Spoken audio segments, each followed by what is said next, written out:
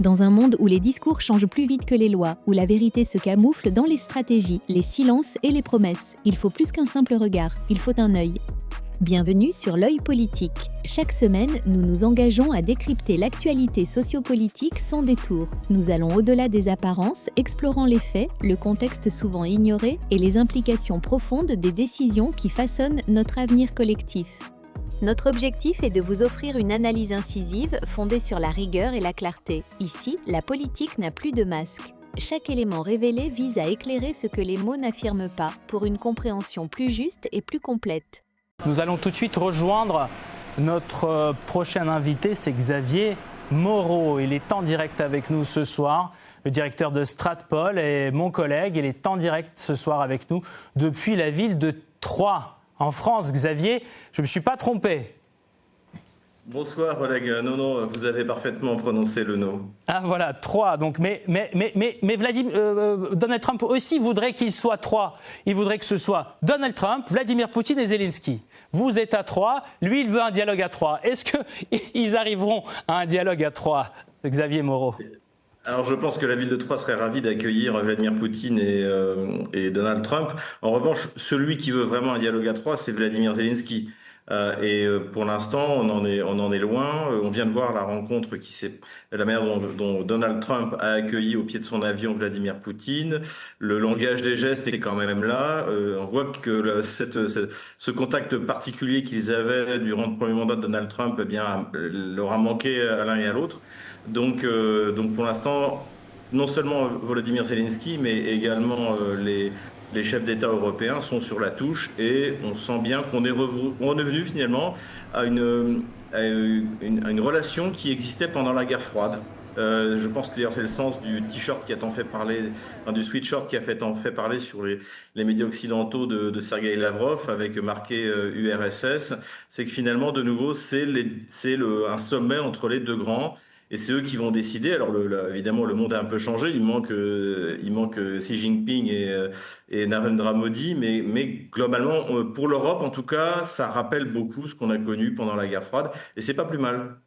Xavier Moreau, 4 km séparent le détroit de Bering qui sépare la Russie du territoire américain. Est-ce que vous pensez que ce soir, cette distance en tout cas, cette distance politique, cette distance idéologique, cette distance de compréhension mutuelle va se réduire ? Écoutez, je pense que oui. Déjà, Vladimir Poutine, alors je l'avais dit sur votre chaîne et sur votre programme au moment où le Witkoff était venu à Moscou, j'avais dit que ce que pourrait accorder Vladimir Poutine à Donald Trump, c'était un rendez-vous, sachant que Vladimir Poutine n'aime pas se déplacer pour rien. Mais finalement, il pourrait faire une concession et même si le rendez-vous était diplomatiquement pas vraiment préparé, il pourrait l'accorder. Mais finalement, j'ai l'impression qu'on est en train d'assister à quelque chose qui a été bien préparé. Et notamment, on voit le niveau des équipes qui sont présentes de part et d'autre, c'est-à-dire ministre des Affaires étrangères, c'est-à-dire ministre des Finances. On a Bessent d'un côté, on a Silvanov de l'autre. Donc on a une équipe qui est là pour, à mon avis, davantage d'ailleurs parler finalement d'économie, de coopération que peut-être même du dossier ukrainien. Donc je pense que là, on a de chaque côté, on a deux présidents qui ont envie que ça s'arrange, qui ont envie de régler les problèmes, et Donald Trump qui a envie de se débarrasser du boulet ukrainien. Je crois qu'aujourd'hui, ça paraît évident. Est-ce que pour Donald Trump, c'est aussi une affaire personnelle depuis sa réélection, en tant que président américain, parce que lui-même l'a dit, je veux être le président qui en 6 mois aura réglé 6 conflits mondiaux. Est-ce qu'il va y parvenir ? Il a dit que le conflit ukrainien était un petit peu l'épine dans politique, dans son pied. Est-ce que cette rencontre est aussi une rencontre d'orgueil personnel pour lui ? Écoutez, moi, j'ai pas l'habitude de faire des calculs géopolitiques sur des motivations personnelles. Je sais qu'on entend beaucoup ça dans les médias occidentaux. Je suis en France, donc je l'entends ça en permanence, qu'il rêve du prix Nobel de la paix, tout ça, il le fait pour lui. Je crois que c'est pas ce genre de motivation. Je crois qu'on est dans la grande politique. Je crois que Donald Trump se rend compte que le conflit en Ukraine a coûté assez cher à l'Amérique. Et finalement, comme c'est un dirigeant, je dirais, nationaliste, qui met avant tout l'intérêt supérieur de la nation américaine, l'intérêt supérieur de la nation américaine n'a rien à voir en Ukraine ou dans les rêves des chefs d'État bellicistes qui composent l'Union européenne. Donc je pense qu'on est plutôt dans du pragmatisme, et je dirais même le pragmatisme le plus radical. Donc Trump veut se désengager, il veut le faire sans que les États-Unis perdent trop la tête, puisqu'il faut quand même rappeler que c'est l'Angleterre et c'est Johnson et Biden qui ont déclenché cette guerre, qui ont fait elle s'est prolongée. Donc évidemment, les États-Unis ont une responsabilité, et je pense que Donald Trump veut faire en sorte que la défaite de l'OTAN ne soit pas celle des États-Unis. Je pense qu'il cherche à préserver son image et surtout celle de son pays, ce qui est compréhensible. Ce sera compliqué, mais finalement, Vladimir Poutine peut lui donner cette possibilité. Et le fait est que là, on n'a pas l'impression, quand on les voit se rencontrer, que ce sont deux chefs d'État de pays belligérants.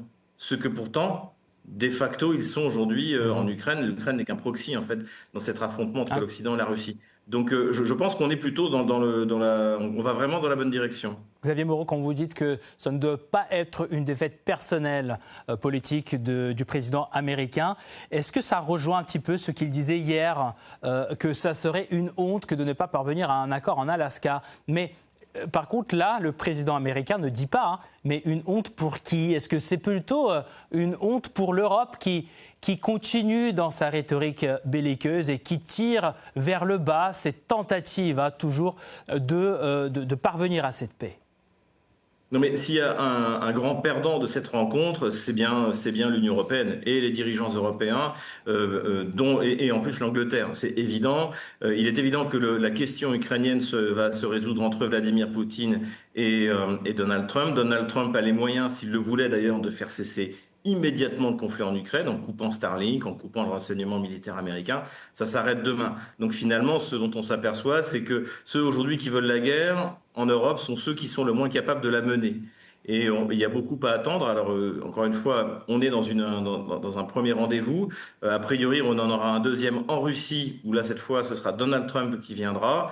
Et on est rentré dans un cycle de négociations qui est fait pour durer. Mais si vous voulez, en plus, sur le fond, ce qu'on a, c'est l'avancée de l'armée russe sur la totalité du front en Ukraine.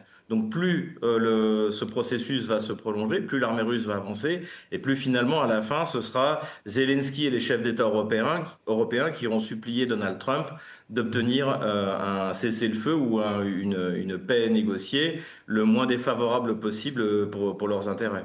La crainte qu'on a tous un petit peu ce soir, c'est que si un accord sur un cessez-le-feu, alors soit sur le gel de la ligne de front, alors une trêve par exemple dans le ciel, devait avoir lieu ce soir, l'Europe viendrait poser des conditions supplémentaires, toujours plus, accompagnées de Kiev pour saboter un petit peu ce qui serait convenu tout à l'heure en Alaska. Est-ce que c'est un scénario qu'il faut envisager également, Xavier Moreau?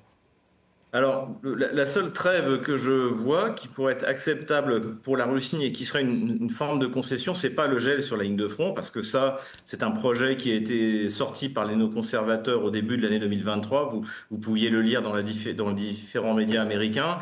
C'est-à-dire c'est le scénario à la coréenne. Et évidemment, c'est un scénario dont la Russie ne veut pas. La Russie avait dit, on peut faire un cessez-le-feu, mais il faut que l'armée otano-kievienne se retire de tous les nouveaux territoires russes. Si on en croit le Wall Street Journal, il y aurait, mais encore une fois, il faut prendre ça avec des pincettes, il y aurait peut-être une concession russe, c'est-à-dire que s'il se retire de la partie ouest du Donbass, que l'armée ukrainienne occupe encore, dans ce cas, les Russes seraient prêts à un cessez-le-feu et à démarrer des négociations. Et ça, donc la concession, ce serait que l'armée ukrainienne n'ait pas à se retirer ni de Zaporozhye, ni de Kherson. Mais ce serait de toute manière une défaite pour Zelensky. Et en plus, encore une fois, si jamais il y a un accord de cessez-le-feu, ça veut dire qu'il y a une trêve, ça veut dire qu'il y a des élections en Ukraine, ça veut dire que Zelensky, surtout s'il doit abandonner l'ouest du Donbass, dégage de la vie politique ukrainienne, tout simplement. Donc je pense que cette concession qui est évoquée par le Wall Street Journal est réaliste, encore une fois, c'est-à-dire que l'armée ukrainienne quitte l'ouest du Donbass, sachant qu'en plus, l'ouest du Donbass, ce sont des lignes de défense qui ont été préparées depuis 2014. Là, à Zaporozhye et à Kherson, il n'y a rien. Donc ce serait pour un cessez-le-feu, c'est la concession que je verrais. Mais je suis pas persuadé non plus qu'on aille vers un cessez-le-feu. Je pense qu'il s'agit d'engager des pourparlers. Je pense qu'on peut avoir des résultats sur des accords sur la limitation des armes nucléaires, sur des accords économiques. Il y a des tas de choses. Mais l'important, encore une fois, c'est mine de rien, ce qu'a fait Donald Trump, c'est que il a recréé un rapport de force international où il reconnaît que la Russie de Vladimir Poutine fait partie des grands. Donc désormais, il y a 4 grands sur cette planète, c'est Xi Jinping, Modi, Vladimir Poutine et Donald Trump. Et le reste, ce sont, comme disent les jeunes, des personnages non joueurs. Et aujourd'hui, l'Union européenne et ses chefs d'État bellicistes sont agressifs, mais ce sont des personnages non joueurs. La réalité, c'est ça. Merci beaucoup Xavier Moreau pour votre analyse et ce décryptage. Restez avec nous pour suivre cette rencontre en attendant la grande conférence de presse que devraient donner en tout cas les deux dirigeants à l'issue de ces pourparlers un peu plus tard. Je rappelle Xavier Moreau, directeur de Stratpol, en direct avec nous ce soir depuis la ville de Troyes. Merci encore.